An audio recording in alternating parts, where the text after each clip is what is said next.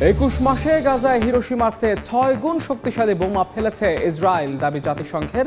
যুদ্ধবিরতির আলোচনার মধ্যেই হামলা জোরদার, 3 দিনে নিহত 400-র বেশি। রুশের প্রথম দেশ হিসেবে তালেবান সরকারকে স্বীকৃতি দিল রাশিয়া। আফগানিস্তানকে রুশ গ্যাসের দক্ষিণ এশিয়ার ট্রানজিট হাবে রূপান্তর করতেই মস্কোর এই পদক্ষেপ। মার্কিন কংগ্রেসের দুই কক্ষে বিগ বিউটিফুল বিল পাস, বিরোধিতার পরও টিকে গেল ট্রাম্পের কর ও ব্যয় পরিকল্পনা। ফের বিভিন্ন দেশের উপর নামছে মার্কিন শুল্কের খরচ। হামলায় নৌবাহিনীর উপপ্রধান সহ 10 রুশ সেনা নিহত। কিয়েভে পাল্টা আক্রমণে 47 জনের প্রাণহানি। আবারও ট্রাম্প পুতিন ফোন আলাপ।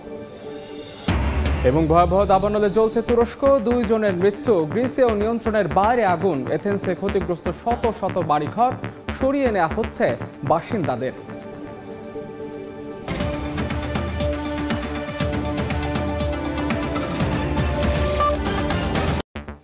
আন্তর্জাতিক সময়ের সঙ্গে আছে আমি মাহাদ ইসলাম ধ্রুব। দ্বিতীয় বিশ্বযুদ্ধে জাপানের হিরোশিমার তুলনায় 6 গুণ বেশি বোমা নিক্ষেপ করা হয়েছে গাজায়। গত 21 মাসে নিক্ষেপ করা বোমার পরিমাণ 85,000 টন বলে জানিয়েছে ফিলিস্তিনের জাতিসংঘের বিশেষ প্রতিবেদনকারী ফ্রান্সেসকো আলবানিজ। আর অ্যামনেস্টি ইন্টারন্যাশনালের অভিযোগ, মানুষের ক্ষুধাকে অস্ত্র হিসেবে ব্যবহার করে গণহত্যা চালাচ্ছে ইসরায়েল। গাজার স্বাস্থ্য মন্ত্রণালয় জানিয়েছে, উপত্যকাটিতে গত 3 দিনে মারা গেছেন 400-র বেশি বাসিন্দা। স্থানীয় সময় শুক্রবার ভোরে অবরুদ্ধ গাজা উপত্যকায় নির্বিচারে হামলা চালায় ইসরায়েলি সেনারা। এতে হতাহত হন বেশ কয়েকজন। এক বিবৃতিতে বিষয়টি নিশ্চিত করে গাজার স্বাস্থ্য মন্ত্রণালয়। হামলা চলে দক্ষিণাঞ্চলের শহর খান ইউনিসেও। যুদ্ধবিরতির আলোচনার মধ্যেই ইসরায়েলের বর্বরোচিত হামলায় শঙ্কায় পড়েছে হামাস। গাজায় নতুন মার্কিন সমর্থিত যুদ্ধবিরতির প্রস্তাব নিয়ে সংগঠনটি এখন নিশ্চিত হতে চাইছে যে এই সমঝোতা শেষ পর্যন্ত স্থায়ী অবসানের পথ তৈরি করবে কিনা। বৃহস্পতিবার এমনটাই জানিয়েছে হামাসের এক ঘনিষ্ঠ সূত্র। এরই মধ্যে যুক্তরাষ্ট্র বলছে, গাজার মানুষ নিরাপদে থাকুক, এটাই চান মার্কিন প্রেসিডেন্ট। হামাস যুদ্ধবিরতির চূড়ান্ত প্রস্তাব গ্রহণ করবে কিনা তাও শিগগিরই জানা যাবে। এদিকে ইসরায়েলে অস্ত্র সরবরাহকারী কোম্পানি নিয়ে প্রকাশিত প্রতিবেদনে ফিলিস্তিনে জাতিসংঘের বিশেষ দূত ফ্রান্সেসকো আলবানিজ বলেছেন, এসব কোম্পানির সহায়তায় গত 21 মাসে গাজায় 85,000 টন বোমা নিক্ষেপ করা হয়েছে। এর পরিমাণ দ্বিতীয় বিশ্বযুদ্ধে হিরোশিমায় ফেলা বোমার চেয়ে 6 গুণ বেশি। গাজায় আধুনিক ইতিহাসের অন্যতম নিষ্ঠুর গণহত্যার জন্য ইসরায়েলকেও দায়ী করেন তিনি। অন্যদিকে গাজায় গণহত্যা চালানোর জন্য মানুষকে অনাহারে রাখাকে অস্ত্র হিসেবে ব্যবহার করছে ইসরায়েল, এমন মন্তব্যই করেছে মানবাধিকার বিষয়ক আন্তর্জাতিক সংস্থা অ্যামনেস্টি ইন্টারন্যাশনাল। সংস্থাটির বরাত দিয়ে বার্তা সংস্থা আনাদোলু জানায়, বোমা বর্ষণ, বাস্তুচ্যুতি, খাদ্য, পানি ও ওষুধের সংকট সব মিলিয়ে অঞ্চলটিতে মানবিক বিপর্যয় এখন চরমে। সহায়তা নিতে গিয়ে শত শত ফিলিস্তিনি নিহত বা আহত হয়েছেন। অনেক ক্ষুধার্ত মানুষ ইসরায়েল পরিচালিত হিউম্যানিটেরিয়ান ফাউন্ডেশনের ফাঁদে পড়ে প্রাণ হারাচ্ছেন। মৌসুমীর সাথী, সময় সংবাদ। অবশেষে তালেবান সরকারকে স্বীকৃতি দিল রাশিয়া। আফগানিস্তানের নতুন রাষ্ট্রদূতের পরিচয়পত্র গ্রহণ করে মস্কো জানিয়েছে, ইসলামিক আমিরাত সরকার এখন বাস্তবতা। এই স্বীকৃতির পেছনে আছে কূটনৈতিক হিসাব নিকাশও। খোরাসান প্রদেশে আইকেএসপির বিরুদ্ধে লড়াইয়ের তালেবানকে মিত্র ঘোষণা করেছেন প্রেসিডেন্ট পুতিন। এছাড়া আফগানিস্তানকে এখন রুশ গ্যাসের দক্ষিণ এশিয়ার ট্রানজিট হাবে রূপান্তর করতে চায় মস্কো। দীর্ঘ 4 বছর পর আফগানিস্তানের তালেবান সরকারকে স্বীকৃতি দিল রাশিয়া। বৃহস্পতিবার তালেবান সরকারের রাষ্ট্রদূতের পরিচয়পত্র গ্রহণ করে মস্কো জানিয়ে দিল, তারা আফগানিস্তানের ইসলামিক আমিরাত সরকারকে স্বীকৃতি দিচ্ছে। রাশিয়ার পররাষ্ট্র মন্ত্রণালয় জানিয়েছে, এই স্বীকৃতি দুই দেশের মধ্যে উৎপাদনশীল সহযোগিতার ভিত্তি গড়ে তুলবে। আফগান পররাষ্ট্রমন্ত্রী আমির খান মুত্তাকি এই সিদ্ধান্তকে বলেছেন সাহসী পদক্ষেপ, যা অন্যদের জন্য দৃষ্টান্ত হয়ে থাকবে। 2025 সালের এপ্রিলেই সুপ্রিম কোর্টের আদেশে তালেবানকে সন্ত্রাসী সংগঠন তালিকা থেকে সরিয়ে দিয়েছিল মস্কো। পররাষ্ট্রমন্ত্রী সের্গেই ল্যাভরভ বলেছিলেন, তালেবান এখন বাস্তবতা, তাদের সঙ্গে আদর্শের নয়, বাস্তব নীতির ভিত্তিতে সম্পর্ক গড়তে হবে। এই স্বীকৃতির পেছনে আছে কূটনৈতিক হিসাব নিকাশও। ইসলামিক স্টেট খোরাসান প্রদেশ আইকেএসপি এর বিরুদ্ধে লড়াইয়ে তালেবানকে মিত্র বলে ঘোষণা করেছেন প্রেসিডেন্ট ভ্লাদিমির পুতিন। মস্কো এখন চায় তালেবান শাসিত আফগানিস্তানকে রুশ গ্যাসের দক্ষিণ এশিয়া ট্রানজিট হাবে রূপান্তর করতে। কিন্তু পশ্চিমা বিশ্ব এখনও তালেবান সরকারকে স্বীকৃতি দেয়নি। যুক্তরাষ্ট্র জমা রেখেছে আফগান কেন্দ্রীয় ব্যাংকের কয়েক বিলিয়ন ডলার, আরোপ করেছে নিষেধাজ্ঞা। আন্তর্জাতিক আর্থিক ব্যবস্থা থেকেও কার্যত বিচ্ছিন্ন আফগানিস্তান। নাদিম মারজান, সময় সংবাদ। তীব্র বিরোধিতা ও বিতর্কের মধ্যে মার্কিন কংগ্রেসে নিম্নকক্ষে পাশ হয়েছে প্রেসিডেন্ট ডোনাল্ড ট্রাম্পের ঐতিহাসিক কর ও ব্যয় বিল। মাত্র 4 ভোটের ব্যবধানে বিগ বিউটিফুল বিলটি পাশ হয়েছে। এই ঘটনাকে প্রেসিডেন্টের বড় বিজয় হিসেবে দেখছেন বিশ্লেষকরা। Wish to change a vote. No. 29 ঘন্টার রাজনৈতিক যুদ্ধের পর মার্কিন কংগ্রেসের প্রতিনিধি পরিষদে 218-214 ভোটে পাশ হয়েছে ট্রাম্পের big beautiful bill. The yeas are 218, the nays are 214. The motion is adopted. এই বিল পাশের মাধ্যমে ট্রাম্প পূরণ করলেন তার 4 জুলাইয়ের নির্ধারিত সময়সীমা, যা ছিল তার অর্থনৈতিক পরিকল্পনার কেন্দ্রবিন্দু। এই বিলের মধ্য দিয়ে কর হ্রাস পাচ্ছে উচ্চ আয়ের আমেরিকানদের জন্য। ওভারটাইম ও বকশিস আয়ের ওপর কর তুলে নিচ্ছে সরকার। একই সঙ্গে বিলটি বলছে এটি মধ্যবিত্তের জন্য ঐতিহাসিক স্বস্তি, কিন্তু বাস্তবে বিলটি প্রায় $3.3 ট্রিলিয়ন যোগ করবে জাতীয় ঋণে। অন্যদিকে সামাজিক নিরাপত্তা কর্মসূচি যেমন মেডিকেইড ও সাপ্লিমেন্টাল নিউট্রিশন অ্যাসিস্ট্যান্স প্রোগ্রামে বড় ধরনের কাটছাট করা হচ্ছে, যার ফলে প্রায় 1 কোটি 20 লাখ মার্কিনই হারাতে পারেন তাদের স্বাস্থ্যসেবার সুবিধা। বিলটি ঘিরে বিরোধী ডেমোক্র্যাটদের তীব্র প্রতিরোধের মুখে সবচেয়ে নজরকাড়া ঘটনা ছিল দলটির নেতা হাকিম জেফ্রিজের ইতিহাস গড়া 8 ঘন্টা 37 মিনিটের দীর্ঘ বক্তৃতা, যা বিলের ভোট দেরি করাতে এবং প্রতীকী প্রতিবাদের অংশ হিসেবে রেকর্ড করে। বক্তব্যে জেফ্রিজ বলেন, শুধু 4 জন রিপাবলিকান সাহস করে না বললেই আটকে যেত বিলটি। কিন্তু শেষ পর্যন্ত ট্রাম্প ও স্পিকার মাইক জনসনের চাপ এবং দর কষাকষিতে রিপাবলিকানদের বিদ্রোহী কণ্ঠরাও নরম হন। বিল পাশের আগ মুহূর্তে জনসন বলেন, এই বিল যুক্তরাষ্ট্রকে শক্তিশালী ও সমৃদ্ধ করবে। ওয়েটার, হেয়ার স্টাইলিস্ট, বেলহোপ সবারই পরিশ্রমের টাকা এখন পুরোটা রাখতে পারবেন। তবে বিলটি ঘিরে উদ্বেগ থেমে নেই। আইএমএফ জানিয়েছে এই বিল যুক্তরাষ্ট্রের বাজেট ঘাটতি কমানোর পরামর্শের পুরো বিপরীত। অন্যদিকে অভিবাসী অধিকার কর্মীদের আশঙ্কা, এই বিলের অর্থেই আরও হাজার হাজার অভিবাসীকে আটক ও বিতরণের পরিকল্পনা বাস্তবায়ন করবে ট্রাম্প প্রশাসন। কাস্টডি সেন্টার তৈরিতে বিলটিতে বরাদ্দ রাখা হয়েছে $45 বিলিয়ন, $30 বিলিয়ন আইসিই এজেন্ট নিয়োগে এবং $46 বিলিয়ন দেয়াল নির্মাণে। নাদিম মারজান, সময় সংবাদ। কংগ্রেসে বিগ বিউটিফুল বিল পাশকে ঐতিহাসিক সাফল্য আখ্যা দিয়েছেন মার্কিন প্রেসিডেন্ট ডোনাল্ড ট্রাম্প। যুক্তরাষ্ট্রের স্বাধীনতা দিবস উপলক্ষে দেয়া বক্তব্যে কঠোর অভিবাসন নীতির মাঝেও কৃষি ও হোটেল খাতের জন্য বাস্তববাদী সমাধানের ইঙ্গিত দেন তিনি।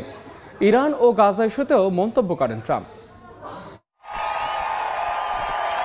স্থানীয় সময় বৃহস্পতিবার যুক্তরাষ্ট্রের স্বাধীনতা দিবস উপলক্ষে বক্তৃতা দেন প্রেসিডেন্ট ডোনাল্ড ট্রাম্প। কংগ্রেসে সদ্য পাশ হওয়া বিগ বিউটিফুল বিলকে সেরা উপহার হিসেবে বর্ণনা করেন তিনি।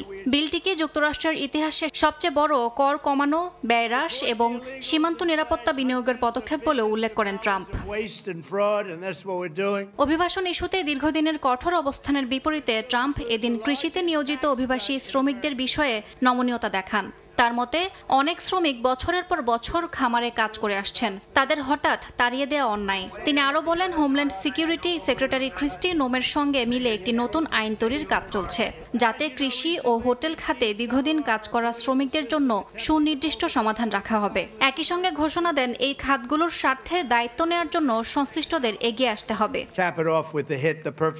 ইরান ইস্যুতে ট্রাম্প বলেন, দেশটি এখনও যুক্তরাষ্ট্রের সঙ্গে আলোচনায় আগ্রহী। জানান, তেহরান আগে কঠোর শব্দ ব্যবহার করলেও এখন তারা কূটনৈতিক পথে আসার আগ্রহ প্রকাশ করছে। গাজার জনগণের প্রতি সহানুভূতি দেখিয়ে তাদের নিরাপত্তা নিশ্চিত করার আকাঙ্ক্ষা প্রকাশ করেন প্রেসিডেন্ট ট্রাম্প। ইয়াসমিন অনন্যা, সময় সংবাদ। আবারও বিভিন্ন দেশের উপর শুল্ক আরোপের চিঠি পাঠাতে শুরু করেছে মার্কিন প্রশাসন। শুল্ক হার হতে পারে 10 থেকে 70% পর্যন্ত। যেসব দেশ যুক্তরাষ্ট্রের সঙ্গে চুক্তিতে পৌঁছাতে ব্যর্থ হয়েছে, সেসব দেশের উপর এই শুল্ক আরোপ হবে বলে জানানো হয়েছে। এদিকে মার্কিন শুল্কের খড়গের হাত থেকে রেহাই পেতে এরই মধ্যে চুক্তি করেছে যুক্তরাজ্য, ভিয়েতনাম। চীনের সঙ্গেও চুক্তিতে পৌঁছানোর ইঙ্গিত দিয়েছে ট্রাম্প প্রশাসন। আবারও বিভিন্ন দেশের ওপর শুল্ক আরোপের চিঠি পাঠাতে শুরু করেছেন মার্কিন প্রেসিডেন্ট ডোনাল্ড ট্রাম্প। মার্কিন প্রশাসন 10 থেকে 12টি দেশে চিঠি পাঠিয়ে জানাবে তাদের ওপর মার্কিন যুক্তরাষ্ট্রে কী পরিমাণ শুল্ক আরোপ করা হবে। শুক্রবার সাংবাদিকদের এক প্রশ্নের উত্তরে ট্রাম্প জানান, এই শুল্ক হার হতে পারে 10 থেকে 70% পর্যন্ত। 1 আগস্ট থেকে যা কার্যকর হতে পারে বলেও ইঙ্গিত দিয়েছেন মার্কিন প্রেসিডেন্ট। আমরা আগামীকাল থেকে বিভিন্ন দেশে চিঠি পাঠানো শুরু করতে যাচ্ছি। আগামীকাল সম্ভবত 10 থেকে 12টি দেশে চিঠি পাঠানো হবে। আমার মনে হয় 9 তারিখের মধ্যে সব দেশেই পাঠানো শেষ হবে। এই শুল্কাহার হতে পারে 10 থেকে 70% পর্যন্ত। এর আগে গেল 2 এপ্রিল ট্রাম্প বিভিন্ন দেশের ওপর 10 থেকে 50% পর্যন্ত পাল্টাপাল্টি শুল্ক আরোপ করেন। পরবর্তীতে তিনি বেশিরভাগ দেশের জন্য শুল্ক হার 3 মাসের জন্য 10% নামিয়ে 9 জুলাই পর্যন্ত আলোচনার জন্য সময় বেঁধে দেন। হোয়াইট হাউসের কর্মকর্তারা জানিয়েছেন, গত কয়েক সপ্তাহ ধরে তারা বিভিন্ন দেশের সঙ্গে আলোচনা করেছেন। ইতোমধ্যে যুক্তরাজ্য ভিয়েতনামের সঙ্গে চুক্তিও হয়েছে। চীনের সঙ্গে একটি চুক্তির কাঠামোতে পৌঁছানোর ইঙ্গিত দিয়েছে মার্কিন যুক্তরাষ্ট্র। নির্ধারিত সময়ের আগে মার্কিন যুক্তরাষ্ট্রের সঙ্গে চুক্তিতে পৌঁছাতে ব্যর্থ হওয়া দেশগুলোর ওপর আবার শুল্ক আরোপ করবেন বলে বারবার হুমকি দিয়ে আসছেন ডোনাল্ড ট্রাম্প। সাদিক হাসান ইমন, সময় সংবাদ। আন্তর্জাতিক সময় আরও থাকছে। বেতন বাড়ানোর দাবিতে যুক্তরাষ্ট্রের ফিলাডেলফিয়ায় পরিচ্ছন্নতা কর্মীদের ধর্মঘট। পরিষেবা বন্ধ থাকায় সড়কে জমছে আবর্জনার স্তূপ, দুর্গন্ধে অতিষ্ঠ নগরবাসী। ইউক্রেন যুদ্ধ নিয়ে ষষ্ঠবারের মতো ফোন আলাপ করলেন মার্কিন প্রেসিডেন্ট ও রুশ প্রেসিডেন্ট। হোয়াইট হাউস চাইছে যুদ্ধ থামাতে, কিন্তু মস্কোর দাবি শুধুমাত্র কিয়েভের সঙ্গে আলোচনা করে যুদ্ধ বন্ধ সম্ভব। এরই মধ্যে রাশিয়া ইউক্রেনের হামলায় প্রাণ গেছে নৌবাহিনীর উপপ্রধান সহ 10 সেনা। কিয়েভে নতুন করে ড্রোন হামলা চালিয়েছে রুশ বাহিনী। এতে নিহত হয়েছেন অন্তত 47 জন। জানিয়েছেন, এ ধরনের হামলার উদ্দেশ্য ইউক্রেনের আকাশ প্রতিরক্ষা ব্যবস্থা নিঃশেষ করা এবং বেসামরিক নাগরিকদের মধ্যে আতঙ্ক ছড়ানো। এমনকি রুশ সেনারা সুমি সীমান্তে অন্তত 7 কিলোমিটার ঢুকে পড়েছে বলে দাবি করেছে ইউক্রেন। এর আগে ইউক্রেনের হামলায় নিহত হয়েছেন রুশ নৌবাহিনীর উপপ্রধান মেজর জেনারেল মিখাইল গুটকভ সহ আরও বেশ কয়েকজন সেনা। এই পরিস্থিতিতে ইউক্রেন আবারও দাবি জানায় তাদের দ্রুত ন্যাটো সদস্য পদ দেয়া হোক। এদিকে ইউক্রেন যুদ্ধ নিয়ে ওয়াশিংটনের চাপ সত্ত্বেও নিজের অবস্থান থেকে এক চুলো সরছেন না রুশ প্রেসিডেন্ট ভ্লাদিমির পুতিন। মার্কিন প্রেসিডেন্ট ডোনাল্ড ট্রাম্পের সঙ্গে 1 ঘন্টার ফোনালাপে পুতিন বলেন, রাশিয়া পিছিয়ে যাবে না, যুদ্ধের মূল কারণগুলো দূর করাই হবে মস্কোর লক্ষ্য। পুতিন রাজনৈতিক সমাধানে প্রস্তুতির কথা বললেও যুক্তরাষ্ট্রকে স্পষ্ট করে দিয়েছেন, যে কোনো শান্তি আলোচনা কেবল কিয়েভ ও মস্কোর মধ্যেই হতে হবে। পুতিনের এমন অবস্থানে স্পষ্ট 3 পক্ষীয় কোনো আলোচনায় রাজি নয় রাশিয়া। এই ফোনালাপ এমন এক সময়ে যখন পেন্টাগন ঘোষণা করেছে ইউক্রেনের জন্য প্রতিশ্রুত কিছু অস্ত্র সরবরাহ আপাতত স্থগিত থাকবে। ট্রাম্প এ নিয়ে ফোনে কিছু না বললে ইউক্রেনের প্রেসিডেন্ট ভলোদিমির জেলেনস্কি এর প্রতিবাদে কিয়েভে নিযুক্ত মার্কিন রাষ্ট্রদূতকে ডেকে পাঠিয়েছেন। সতর্ক করে বলেন, এই দেরি রাশিয়াকেই বাড়তি সুযোগ দেবে। একের পর এক ধাক্কা সত্ত্বেও প্রতিরোধ জারি রাখতে চায় ইউক্রেন। ডেনমার্ক সফরে ইউরোপীয় ইউনিয়নের নেতাদের সঙ্গে বৈঠকে জেলেনস্কি বলেন, যুক্তরাষ্ট্রের ওপর এককভাবে নির্ভর না করে ইউরোপের সঙ্গে সামরিক ও প্রযুক্তিগত সহযোগিতা বাড়াতে হবে। ইতোমধ্যেই ড্রোন তৈরিতে একটি মার্কিন কোম্পানির সঙ্গে বড় চুক্তি হয়েছে বলেও জানান তিনি। নাদিম মারজান, সময় সংবাদ। ভয়াবহ দাবানলে জ্বলছে গ্রিস ও তুরস্ক। গ্রিসের ক্রিট দ্বীপ থেকে শুরু করে এথেন্স পর্যন্ত আগুনের কবলে শত শত বাড়িঘর। সরিয়ে নেওয়া হয়েছে অন্তত 5,000 বাসিন্দাকে। এদিকে তুরস্কের সিজমে ও আন্তালিয়া শহরেও নিয়ন্ত্রণের বাইরে দাবানল। 2 জনের মৃত্যু হয়েছে। সরিয়ে নেওয়া হয়েছে হাজার হাজার মানুষকে। গ্রিসের বৃহত্তম দ্বীপ ক্রিটের ইয়েরাপেত্রা শহরের আশপাশে ছড়িয়ে পড়েছে ভয়াবহ দাবানল। স্থানীয় সময় বৃহস্পতিবার সকাল থেকেই লড়ছেন দমকল কর্মীরা। আগুন নিয়ন্ত্রণে নামানো হয় হেলিকপ্টারও। তীব্র বাতাসে ছড়িয়ে পড়া আগুনে ক্ষতিগ্রস্ত হয়েছে বনভূমি ও জলপাই বাগান। হোটেল ও বাড়িঘরের আশপাশেও পৌঁছে গেছে আগুন। 200-র বেশি ফায়ার ফাইটার, 46টি ইঞ্জিন ও একাধিক হেলিকপ্টার নিয়োজিত থাকলেও 5,000-এর বেশি বাসিন্দা ও পর্যটককে সরিয়ে নিতে হয়েছে নিরাপদ আশ্রয়ে। রাজধানী এথেন্সের উপকণ্ঠ পিকেরমিতেও বৃহস্পতিবার নতুন করে দাবানল ছড়িয়ে পড়ে। ভয়াবহ পরিস্থিতিতে 3টি আবাসিক এলাকায় জরুরি ভিত্তিতে সরিয়ে নেওয়া হয় বাসিন্দাদের। প্রচণ্ড তাপদাহ, শুষ্কতা ও ঝোড়ো হাওয়ায় আগুন ছড়িয়ে পড়ছে দ্রুত। বিমানবন্দর ও রাফিনা বন্দরের কাছাকাছি এলাকায় আগুনে দেখা দিয়েছে নতুন আশঙ্কা। তবে শুধু গ্রিস নয়, পাশের তুরস্কও জ্বলছে দাবানলে। সিজমে উপকূলে বৃহস্পতিবারও ছড়িয়ে পড়ে আগুন। পাহাড় জুড়ে সাদা ধোঁয়া, বাতাসে ছড়িয়ে পড়েছে পোড়া গাছের গন্ধ। প্রায় 50,000 মানুষকে নিরাপদে সরিয়ে নিতে হয়েছে এরই মধ্যে। দক্ষিণাঞ্চলের আন্তালিয়া ও ইস্তাম্বুলের উপকণ্ঠেও নতুন নতুন এলাকায় ছড়িয়ে পড়েছে দাবানল। আগুন নিয়ন্ত্রণে আনার চেষ্টা চলছে, তবু পরিস্থিতি দ্রুত খারাপ হচ্ছে। জলবায়ু পরিবর্তনের ভয়াবহ প্রতিফলন যেন এই দাবানল। ভূমধ্যসাগরীয় অঞ্চলকে বিজ্ঞানীরা আগেই আখ্যা দিয়েছিলেন ওয়াইল্ড ফায়ার হটস্পট। এবার সেই সতর্কতার বাস্তব রূপ দেখছে গ্রিস ও তুরস্ক। নাদিম মারজান, সময় সংবাদ। Thai Aluminium. The better is now the best. তীব্র দাবদাহ থেকে সুরক্ষা দিতে ফ্রান্সের প্যারিসে সরাসরি বৃদ্ধাশ্রমে বয়স্কদের জন্য নেওয়া হয়েছে বিশেষ উদ্যোগ। ব্যবস্থা করা হয়েছে 2টি শীতাতপ নিয়ন্ত্রিত কক্ষ, ফ্যান এবং এয়ার কন্ডিশনিং ইউনিট। পাশাপাশি সরকারি পরিকল্পনার অংশ হিসেবে হাসপাতাল, নার্সিংহোম এবং সামাজিক সেবা সংস্থাগুলোকে দেওয়া হয়েছে বিশেষ নির্দেশনা। রেকর্ড দাবদাহে পুড়ছে ইউরোপ। গরমে সবচেয়ে বেশি বিপর্যস্ত দেশ ফ্রান্স। দাবদাহের কারণে ঝুঁকিতে থাকা জনগোষ্ঠীর মধ্যে আছেন বয়স্ক ও অসুস্থ ব্যক্তিরা। তাই শুধু প্যারিস নয়, গোটা ফ্রান্সেই বাড়ানো হয়েছে নজরদারি। বাড়ি বাড়ি গিয়ে খোঁজ নিচ্ছেন স্বেচ্ছাসেবক ও স্বাস্থ্যকর্মীরা। দেশটির রাজধানী প্যারিসের ফুতার্দ হেইন নামের একটি সরকারি বৃদ্ধাশ্রমে থাকা 129 বয়স্ক মানুষের জন্য নেওয়া হয়েছে বিশেষ উদ্যোগ। তাদের জন্য আলাদা 2টি শীতাতপ নিয়ন্ত্রিত কক্ষের ব্যবস্থা করা হয়েছে। যারা বিছানা ছেড়ে উঠতে পারেন না, তাদের কক্ষে রাখা হয়েছে ফ্যান অথবা পোর্টেবল এয়ার কন্ডিশনিং ইউনিট। প্রত্যেককে বেশি করে পানি পান করতে উৎসাহ দিচ্ছেন স্বাস্থ্যকর্মীরা। প্রথমে আমি জানালা পুরোপুরি বন্ধ করে দিই, তারপর রাতে ঘুমাতে যাওয়ার আগে আবার খুলি। সকালে আবার জানালা বন্ধ করি যেন সূর্যের আলো বা গরম ভেতরে না আসে। এরপর ঘরে থাকার সময় আমি ফ্যান চালিয়ে দিই। ভয়াবহ গরমের হাত থেকে বাঁচাতে বয়স্ক ও অসুস্থদের জন্য ফ্রান্সে সরকারি পরিকল্পনার অংশ হিসেবে হাসপাতাল, নার্সিংহোম এবং সামাজিক সেবা সংস্থাগুলোকে দেয়া হয়েছে বিশেষ নির্দেশনা। অর্জিতা শেহসিন, সময় সংবাদ। ইতালির রোমে একটি পেট্রোল স্টেশনে ভয়াবহ বিস্ফোরণে পুলিশ ও দমকল কর্মী সহ 9 জন আহত হয়েছেন। স্থানীয় সময় শুক্রবার প্রেনেস্টিনো এলাকায় পেট্রোল, ডিজেল এবং এলপিজি সরবরাহকারী স্টেশনে এই বিস্ফোরণ হয়। এ সময় একটি গুদামে আগুন ছড়িয়ে পড়ে এবং আশেপাশের ভবন ক্ষতিগ্রস্ত হয়। কর্তৃপক্ষ জানায়, বিস্ফোরণের আগে একটি সড়ক দুর্ঘটনা হয়, সেখানে উপস্থিত ছিলেন পুলিশ ও দমকল কর্মীরা। আহতদের মধ্যে কয়েকজনকে কাছের হাসপাতালে নেওয়া হয়েছে। বিস্ফোরণের কারণ সম্পর্কে কিছুই জানা যায়নি।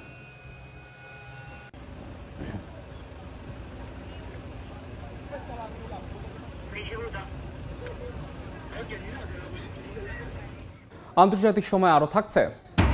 শহরের বর্জ্য থেকে তৈরি হচ্ছে সবুজ মিথানল। চীনে পরিবেশ বান্ধব জ্বালানি দিয়ে চলছে বাণিজ্যিক জাহাজ, কমিয়ে আনছে কার্বন নিঃসরণ।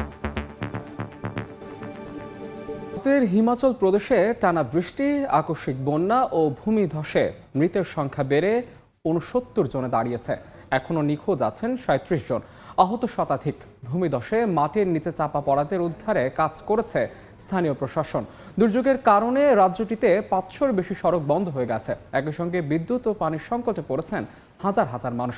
শুক্রবার এক প্রতিবেদনে এ তথ্য জানিয়ে ভারতীয় সংবাদ মাধ্যম এনডিটিভি বলেছে, এই দুর্যোগে এখন পর্যন্ত ক্ষয়ক্ষতি হয়েছে অন্তত 700 কোটি রুপি।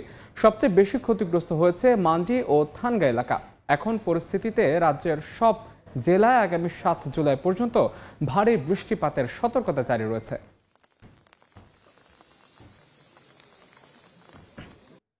বেতন বৃদ্ধি ও ন্যায্য মর্যাদার দাবিতে ধর্মঘটে নেমেছে যুক্তরাষ্ট্রের ফিলাডেলফিয়ার পরিচ্ছন্ন কর্মীরা। আবর্জনা পরিষ্কার পরিষেবা বন্ধ রাখায় অচল হয়ে পড়েছে পুরো শহর। ময়লার দুর্গন্ধে অতিষ্ঠ নগরবাসী। ফিলাডেলফিয়া শহরের অলিগলিতে ছড়িয়ে ছিটিয়ে থাকা ময়লার স্তূপ এখন নিত্যদিনের দৃশ্য। হাঁটা চলার জায়গা তো দূরে থাক, আবর্জনায় ভরে গেছে বাসার সামনের পথঘাটও। ডাস্টবিন উপচে পড়ে ময়লা, রাস্তায় ছড়িয়ে ছিটিয়ে থাকা আবর্জনার স্তূপে স্থানীয়দের মাঝে দেখা দিয়েছে অসন্তোষ।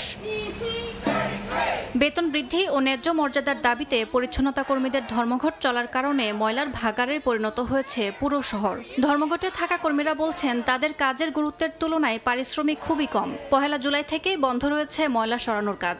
তবে ধর্মঘটের বিষয়ে একাত্মতা প্রকাশ করেছেন স্থানীয়রাও। এই মানুষগুলোর প্রকৃত মূল্য দিন, যে কয় টাকা তারা পায় তার চেয়েও অনেক বেশি প্রাপ্য তাদের। ধর্মঘট নিয়ে এটাই আমার মত। এদিকে ময়লা আবর্জনার দুর্গন্ধে স্থানীয় কয়েকজন নিজেরাই নেমেছেন ময়লা সরানোর কাজে। তারা বলছেন অতি দ্রুত এর সমাধান হওয়া উচিত। জানান বৃহস্পতিবারও শহর কর্তৃপক্ষ ও ইউনিয়নের মধ্যে আলোচনায় কোনো সমঝোতা হয়নি। ইয়াসমিন অনন্যা, সময় সংবাদ। প্রধানমন্ত্রীর পদ হারিয়েও সংস্কৃতি মন্ত্রী হিসেবে থাইল্যান্ডের নতুন মন্ত্রিসভায় নিজের জায়গা ধরে রেখেছেন পেতংতাং সিনাওয়াত্রা। সাময়িক বরখাস্তের পরও এই দায়িত্ব পেয়েছেন তিনি। স্থানীয় সময় বৃহস্পতিবার ব্যাংককের গভর্নমেন্ট হাউসে অনুষ্ঠিত শপথ গ্রহণ অনুষ্ঠানে পেতংতাং সহ নতুন মন্ত্রিসভার 14 সদস্য অংশ নেন। শপথ গ্রহণের মধ্য দিয়ে তারা নিজেদের দায়িত্ব আনুষ্ঠানিকভাবে গ্রহণ করেন। এদিকে থাইল্যান্ডের নতুন ভারপ্রাপ্ত প্রধানমন্ত্রী হিসেবে দায়িত্ব নিয়েছেন ফুমথাম ওয়েচান্ত্রাই। ভারপ্রাপ্ত প্রধানমন্ত্রী হিসেবে থাই রাজার কাছে শপথ নেওয়ার পর তিনি ব্যাংককে গভর্নমেন্ট হাউসে নতুন মন্ত্রিসভার প্রথম বৈঠক করেন এবং বৈঠক শেষে সংবাদ সম্মেলন করেন।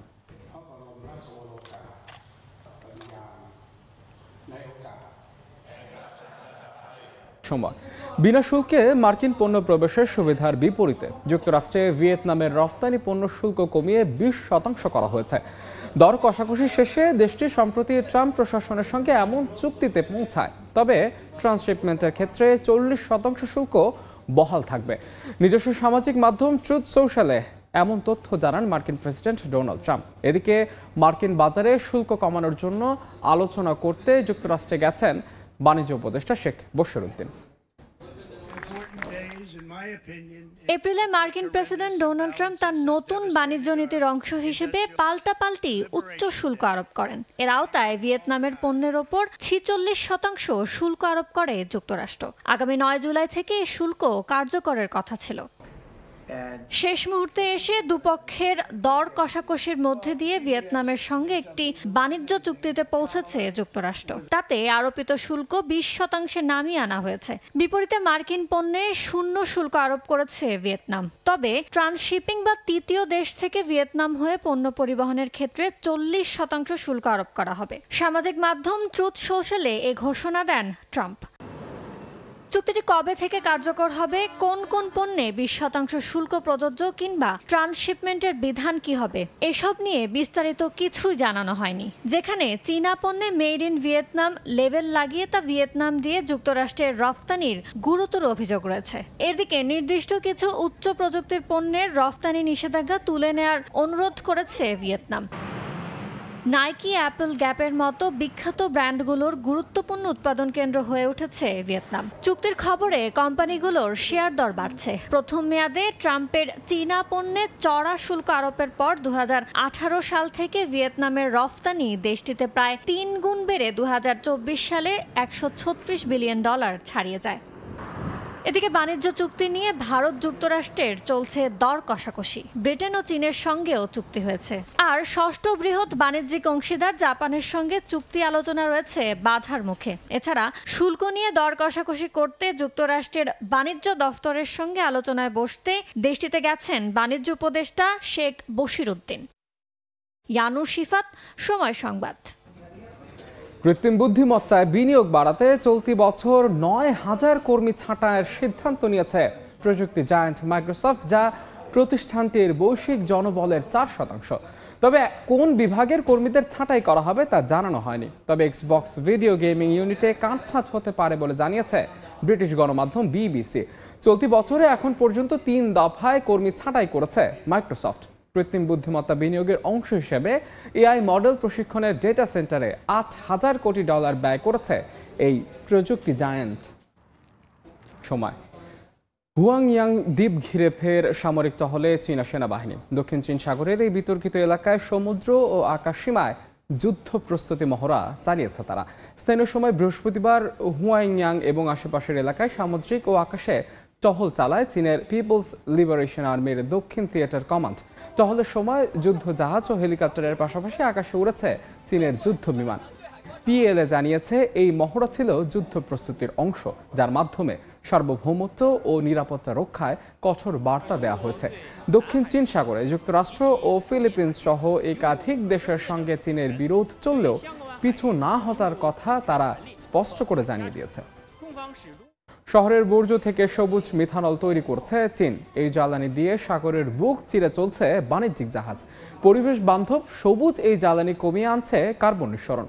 200 টন সবুজ মিথানল 325 টন কার্বন বাতাসে ছড়িয়ে পড়া ঠেকিয়ে দিচ্ছে, যা 19,000 গাছ শোষণ করে থাকে। শহরে বর্জ্য ব্যবহার করে তৈরি করা যায় বায়োগ্যাস, যা থেকে পাওয়া যায় নবায়নযোগ্য জ্বালানি ও বিদ্যুৎ। বাংলাদেশ সহ বিশ্বের অনেক দেশে বেশ জনপ্রিয় এই প্রক্রিয়া। তবে এবার এসব বর্জ্য কাজে লাগিয়ে ভিন্ন এক রাসায়নিক তৈরি করে তাক লাগিয়ে দিয়েছে চীন। নাম সবুজ মিথানল। বিশ্বে প্রথমবারের মতো ডিজেল চালিত কন্টেইনার জাহাজে জ্বালানি হিসাবে ব্যবহার করা হয়েছে এই রাসায়নিক তরল। বর্জ্য পচিয়ে বায়োগ্যাস থেকে সবুজ মিথানল তৈরি করেছে চীনের ব্লু কেমিক্যাল লিমিটেড কোম্পানি, যা দিয়ে চলবে কসকো শিপিং ইন্ডাস্ট্রির 366 মিটার লম্বা ও 51 মিটার প্রস্থ বিশাল আকারের জাহাজ, যা ইয়াংপো আমেরিকা রুটে চলাচল করে। আমরা যে সবুজ মিথানল ব্যবহার করেছি তা শহরের রান্নাঘরের বর্জ্য, পশুর গোবর ও অন্যান্য বর্জ্য পচিয়ে উৎপাদিত বায়োগ্যাস থেকে তৈরি। এরপর সেই বায়োগ্যাসকে আরো প্রক্রিয়াজাত করে সবুজ মিথানল বানানো হয়। এটি প্রথমবারের মতো চীনে তৈরি একটি জাহাজে জ্বালানি হিসেবে ব্যবহার করা হচ্ছে। 200 টন সবুজ মিথানল ব্যবহারের ফলে আনুমানিক 325 টন কার্বন ডাই অক্সাইড নির্গমন হ্রাস পাবে, যা প্রায় 19,000-এর বেশি গাছ রোপণের সমপরিমাণ কার্বন শোষণের সমান। ফরহাদুর রহমান, সময় সংবাদ।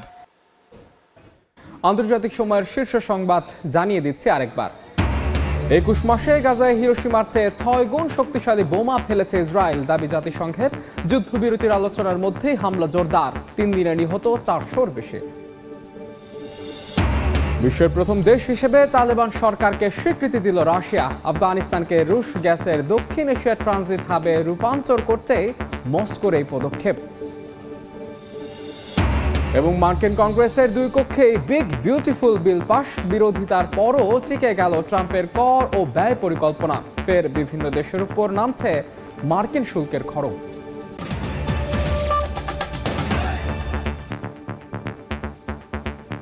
এই ছিল আন্তর্জাতিক সময়। সঙ্গে থাকুন সময়।